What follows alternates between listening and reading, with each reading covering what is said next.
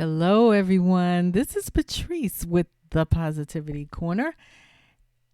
I'm back with another video series and a new artist. And boy, I have been waiting probably since the beginning of this channel to do this gentleman. He means so much to so many people all these years after his untimely passing.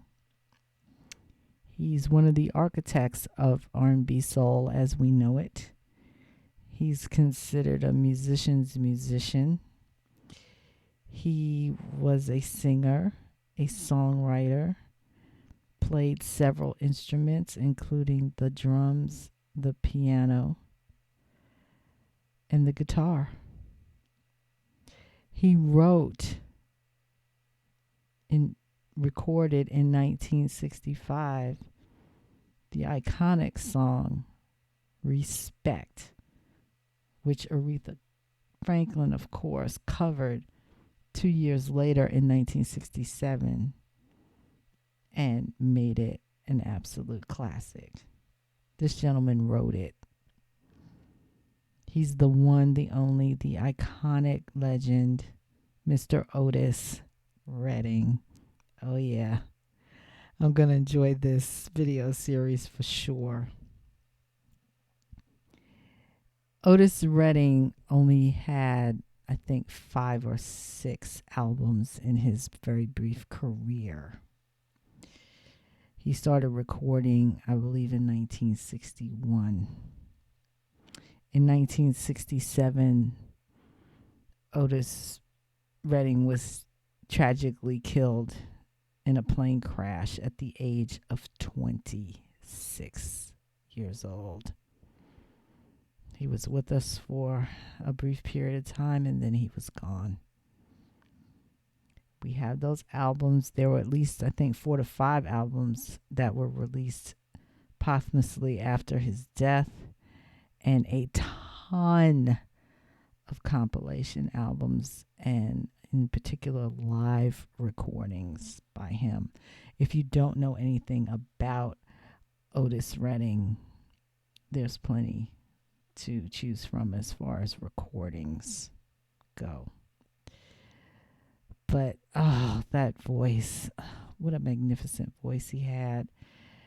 With many people on this channel, he started young and he started in gospel, folks. He was born in Georgia and he started out in the Baptist church singing gospel.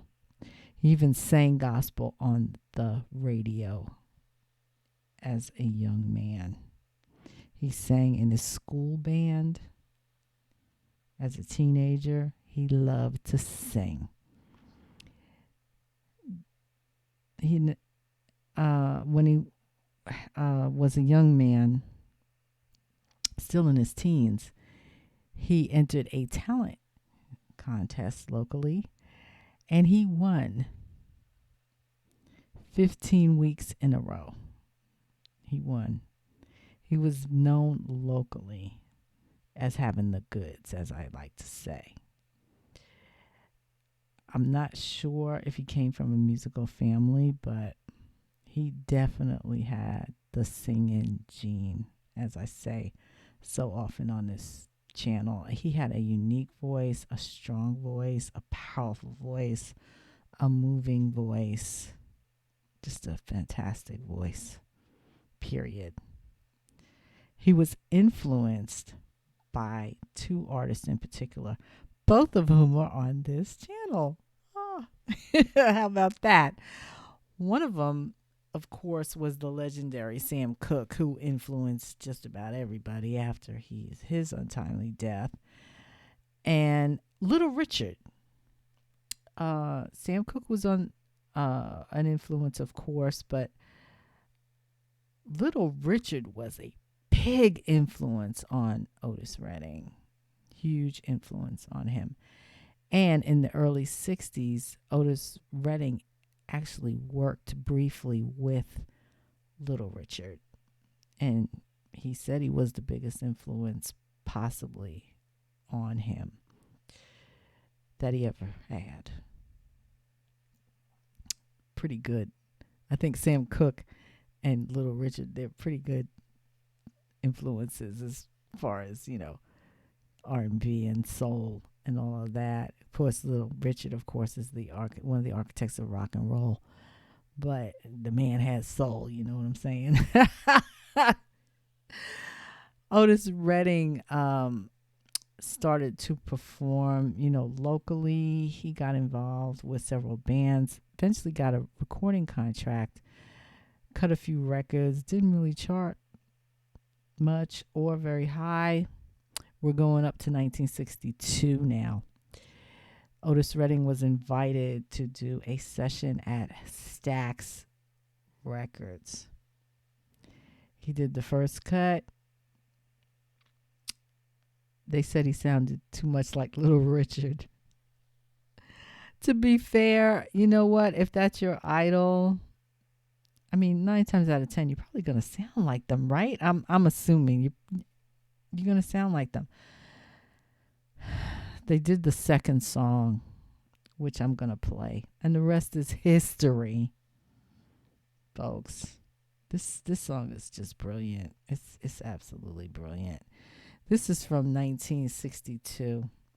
Otis Redding with an out now classic, and this one is called "These Arms of Mine." These arms of mine, they are lonely, lonely and fielding blue. These arms of mine, they are yearning, yearning from wanting you. And if you would let them hold you, oh, how great, oh, I will be. These arms of mine, they are burning, burning from wanting you. These arms of mine, they are wanting, wanting to hold you.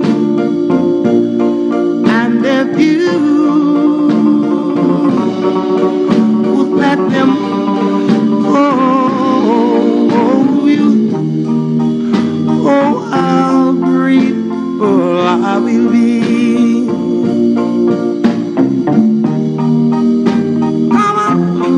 Come on, baby,